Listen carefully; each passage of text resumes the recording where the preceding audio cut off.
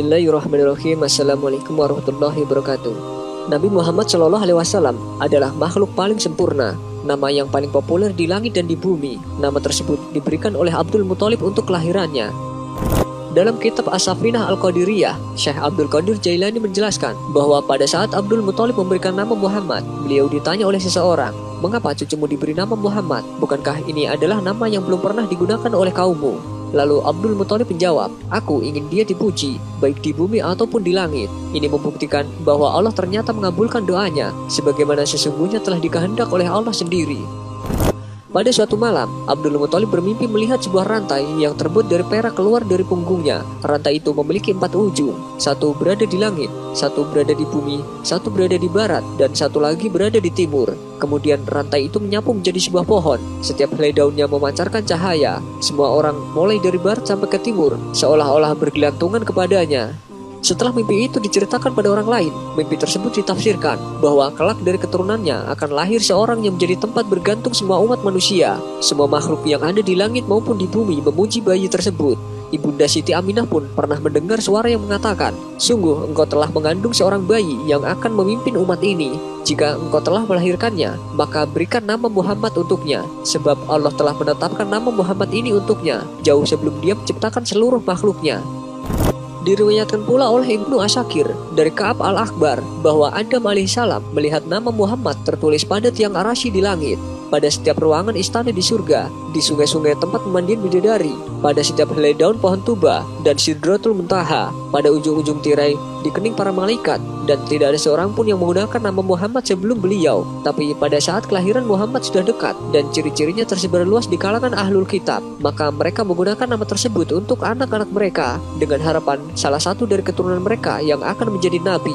Namun demikian, Allah Subhanahu wa Ta'ala lebih tahu kepada siapa akan memberikan risalahnya. Saat itu jumlah orang yang bernama Muhammad sekitar 15 orang. Terdapat banyak perbedaan pendapat tentang nama Rasulullah SAW selain sebutan Muhammad. Ada yang mengatakan bahwa namanya berjumlah 1000, dan ada pula yang mengatakan bahwa namanya berjumlah 2020 buah nama. Al-Hafiz Ibnu Dahiyah menyusun sebuah kitab yang menerangkan bahwa nama beliau berjumlah 300 buah. Abu Abdillah Al-Qurtubi juga menyinggung tentang jumlah nama beliau. Menurutnya jumlah nama Rasulullah sebanyak 300 buah. Syekh Burhanuddin Al-Halabi mengatakan, "Di Kairo aku menemukan 2 jilid kitab yang berjudul Al-Mustafa fi Asma Al-Mustafa." Al-Hafiz Al-Sakhawi mengumpulkan semua nama Nabi sampai berjumlah 430 buah nama. Tetapi nama yang paling akrab dan populer di telinga dan membuat gejolak rindu para pecintanya menjadi tenang adalah nama Muhammad.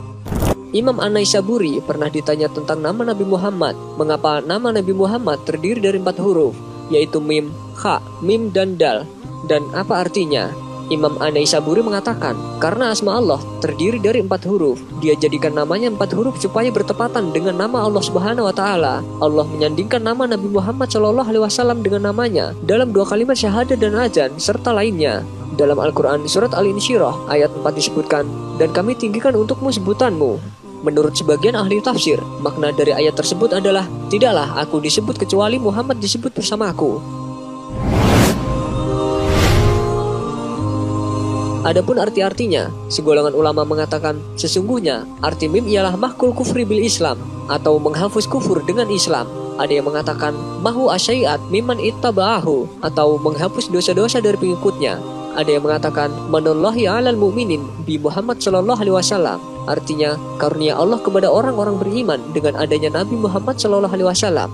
Allah Subhanahu wa Ta'ala berfirman, "Sungguh Allah telah memberi karunia kepada orang-orang yang beriman ketika Allah mengutus di antara mereka seorang rasul dari golongan mereka sendiri yang membacakan kepada mereka ayat-ayat Allah, membersihkan jiwa mereka dan mengajarkan kepada mereka Alkitab dan Al-Hikmah. Dan sesungguhnya sebelum kedatangan Nabi itu mereka adalah benar-benar dalam kesesatan yang nyata." Quran Surat Ali Imran ayat 164.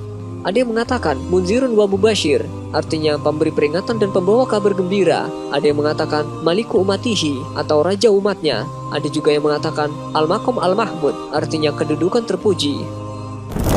Adapun huruf Kha, ada yang mengatakan hukmuhu bainal khalqi bi hukmihi ta'ala, artinya keputusan perkara olehnya di antara manusia dengan hukum Allah Ta'ala. Dalilnya adalah firman Allah berikut ini, "Maka demi Tuhanmu, mereka pada hakikatnya tidak beriman hingga mereka menjadikan kamu hakim dalam perkara yang mereka perselisihkan." Quran Surat An-Nisa ayat 65. Ada juga yang mengatakan hayatu umatihi bihi, artinya kehidupan umatnya tergantung padanya. Adapun huruf mim yang kedua ialah maghfiratin li umatihi, artinya ampunan bagi umatnya. Ada yang mengatakan mulku umatihi bihi, artinya kerajaan umatnya dengan pimpinannya. Adapun huruf dal ialah ad-da'i ilallah, artinya penyeru kepada Allah. Allah Subhanahu wa taala berfirman, dan untuk jadi penyeru kepada agama Allah dengan izinnya, dan untuk jadi cahaya yang menerangi. Quran Surat Al-Ahzab ayat 46. Ada yang mengatakan, ia adalah penunjuk manusia di dunia kepada Al-Haq, dan di akhirat penunjuk mereka masuk surga.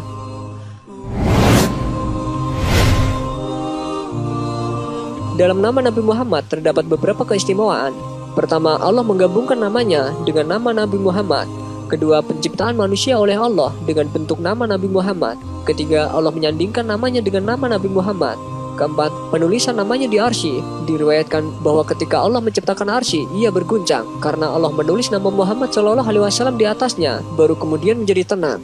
Kelima, pengambilan nama Nabi dari namanya Al-Mahmud, artinya yang terpuji. Ini adalah suatu hikmah yang bisa diungkap oleh para ulama, yang intinya adalah mengungkap keagungan dan keistimewaan Nabi Muhammad SAW. Walaupun masih banyak sekali hikmah yang masih belum bisa diungkap oleh para ulama.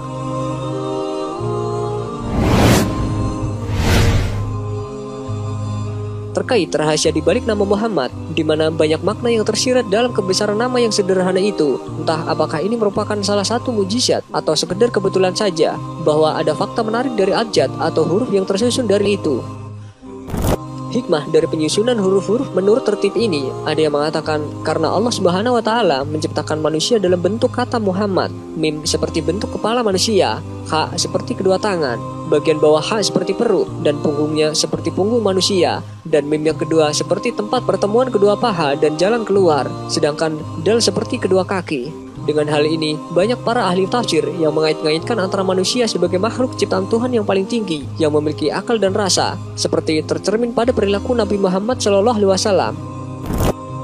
Jika kita perhatikan secara satu persatu mengenai susunan huruf Ahmad, maka kita akan mendapatkan sebuah gambaran seseorang yang sedang melakukan gerakan sholat, seperti berdiri, ruku, dan sujud. Makna dari kata tersebut sangat jelas, menggambarkan bahwa sholat adalah sebaik-baiknya ibadah dan doa yang diperintahkan oleh Allah Subhanahu wa taala. Makna kata Ahmad menggambarkan bagaimana seorang manusia berserah diri menyembah kepada Allah, yakni dengan melakukan ibadah sholat, karena tidak ada ibadah yang jauh lebih tinggi dari ibadah sholat.